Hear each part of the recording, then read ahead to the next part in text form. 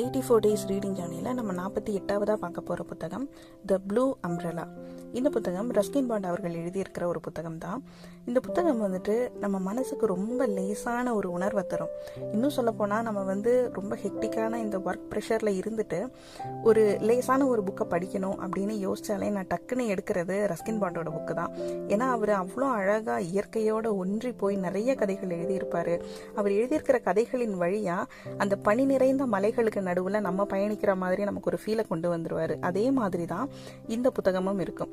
இந்த blue umbrella அப்படின்றது ஒரு சின்ன பொண்ணை பற்றின கதை தான். அந்த சின்ன பொண்ணுக்கு இந்த ப்ளூ அம்ப்ரெலா கூட இருக்கிற கனெக்ஷன், இந்த கதையை நம்ம படித்து முடிக்கும்போது அப்படியே நம்ம சின்ன வயசுக்கே நம்ம போயிடுவோம். நம்மளோட அவ்வளோ அழகான ஒரு மெமரிஸை நமக்கு கிண்டில் பண்ணுற ஒரு புத்தகமாக இருக்கும்.